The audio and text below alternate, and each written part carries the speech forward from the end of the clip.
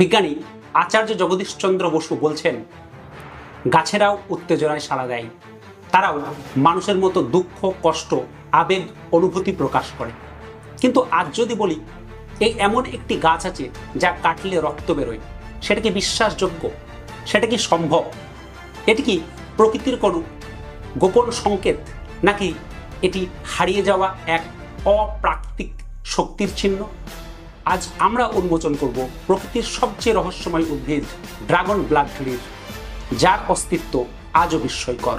প্রকৃতির এক রহস্যময় দ্বীপ সোকোট্রা, যা ইয়েমেনে অবস্থিত, পৃথিবীর বুকে একমাত্র স্থান যেখানে ড্রাগন ব্লাড ট্রির দেখা মেলে।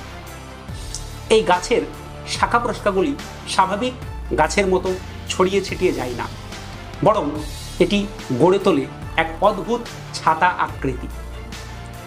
কিন্তু প্রকৃতি বিস্ময় তখন শুরু হয় যখন এই গাছ কাটা পড়ে বা আঘাতপ্রাপ্ত হয়। এই গাছ কাটা হলে বা আঘাতপ্রাপ্ত হলে রক্ত বেরোতে শুরু করে। কিন্তু সত্যি কি এটি রক্ত, নাকি এটি সাধারণ গাছের রস? বিজ্ঞান বলছে এটি গাছের রজন বা সপ, যা ফ্লাভোনয়েড এবং অ্যালকালয়েড সমৃদ্ধ।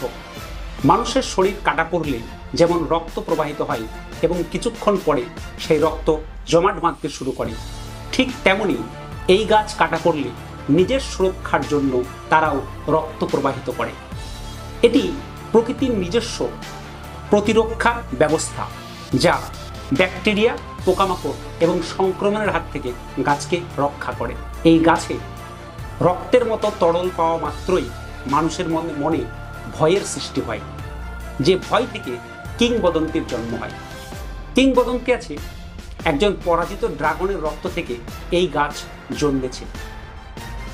প্রাচীন যোদ্ধারা এই গাছের রজন ব্যবহার করত যুদ্ধের ঢাল এবং অস্ত্রশস্ত্র রাঙাতে। অ্যালকেমিস্টরা এই গাছের রজনকে জীবন অমৃত বলে মনে করত। প্রাচীন চিকিৎসায় এই গাছের রজন বা রস ব্যবহার হতো মানুষের আয়ু বৃদ্ধি এবং রোগ নিরাময়ের জন্য। কিন্তু সবচেয়ে বড় প্রশ্ন হলো, এই গাছের সাথে কি সত্যিই কোনো হারানো শক্তির সংযোগ আছে, নাকি এটি প্রকৃতির একটি বিস্ময়? আজ এই রহস্যময় গাছ ধ্বংসের পথে। মানুষের লোভ, জলবায়ুর পরিবর্তন এবং নির্বিচারে বন নিধন ধীরে ধীরে শেষ করে দিচ্ছে এই বিস্ময়কর গাছকে।